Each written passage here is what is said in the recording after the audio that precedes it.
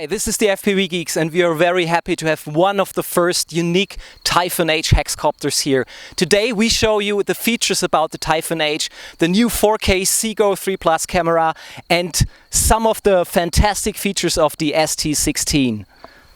The copter comes shipped in a nice and rounded foam cover, which perfectly would fit into an optional backpack for easy transport. Taking the copter out of the box, you realize that it's pretty light, only 1,300 grams without battery. For further flight preparation, you simply fold up the arms, which confirm correct locking with a wonderful click sound. The camera is covered with a plastic shield, which should remain there for safe transport. The 5.4 amp hours 4S battery could simply be shoved into the battery compartment. The propellers have a very simple and effective twist and snap-on joint. It would take less than 3 seconds to mount one propeller. Super quick when you are in a hurry to get this one and only aerial shot of a sunrise. The ST16 transmitter sits nicely in the foam case and could be set up simply by folding up the antennas for RC controls and video downlink. After this, you turn on the copter, wait for the beep signal and also wait for the camera gimbal to be calibrated. So enough of setting up. This thing is meant for flying, so let's take it into the air. After pushing the red button on the ST16 controller, the props should begin to spin and you simply push the throttle button a little bit up and the copter will rise into the air.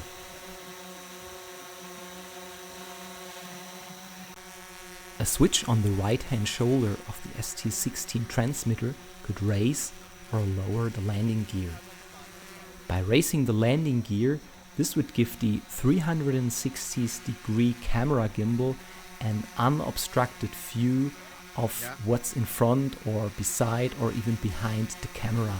And this is something which distinguishes the Typhoon H also from its direct competition or also from its predecessor. With those copters you had to turn the copter in order to have some pan shots, and with the Typhoon H this can be done with the camera gimbal in a much smoother way than it was possible before. Talking about smoothness, the copter plays out its power in combination with the ST16 controller and its 7-inch screen, and the screen is a touch screen display. And what you can do in combination with that is what you see here right now. We're doing an orbit flight, and this orbit flight can be super easily set up by just selecting a center of rotation on the display of the ST16, place the copter in a specific position and then initiate the rotation. And those circle flights have already been known from copters before, but with the Typhoon H and in combination with the ST16, this is easier than ever before. And just take a look at those fantastic pictures here. You can even increase the radius of your flight and fly around objects far away and have those breathtaking views of the scenery.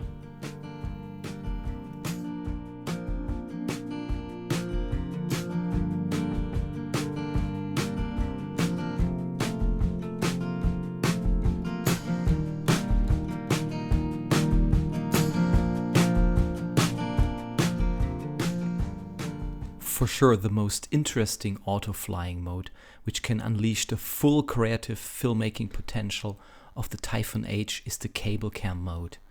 This works by flying to different waypoints, which can differ also in height and camera angles.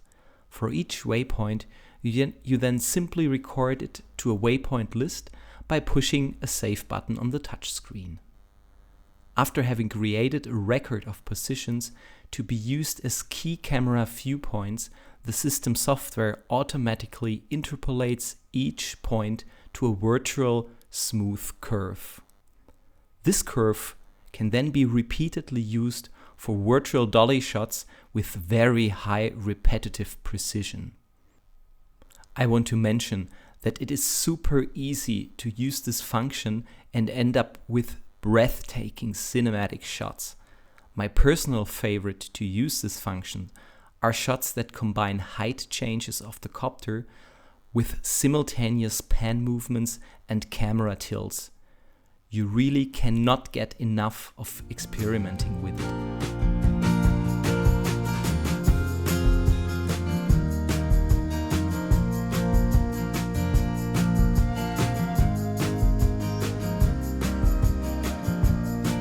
There is a lot more features to the Typhoon H that we will not cover in this video.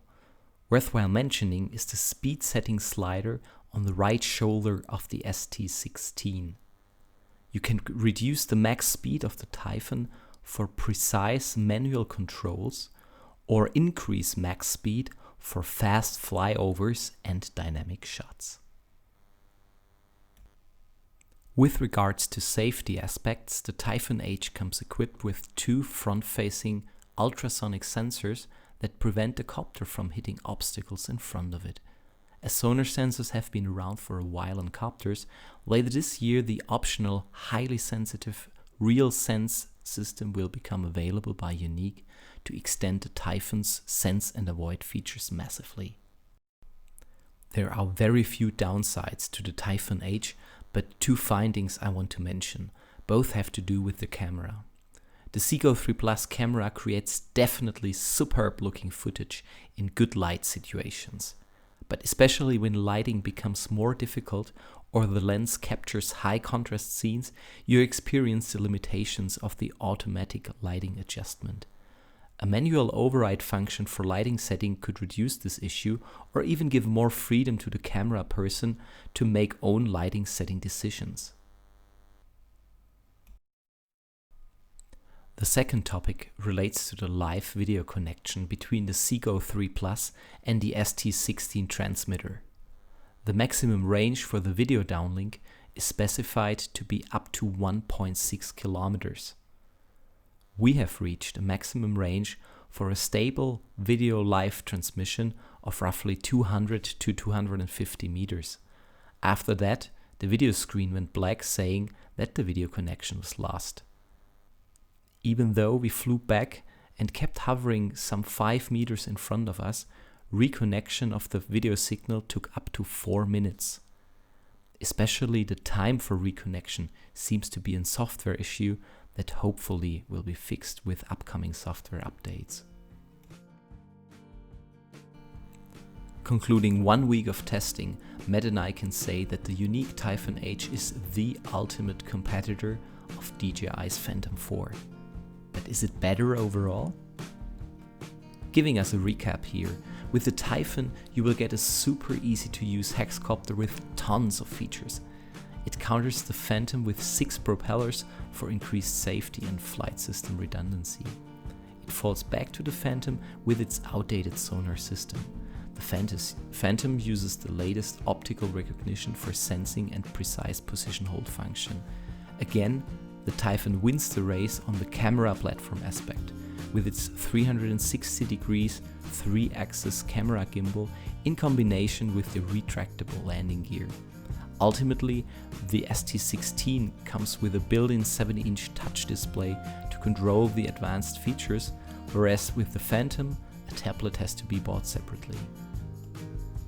Considering this, our joint verdict is yes, this overall bundle is the better option compared to the Phantom 4. Yuneec has reached truly eye level with DJI in the middle-class copter segment. And as competition is a major driver for innovation, we cannot wait to see what technical features lie on the road ahead of us.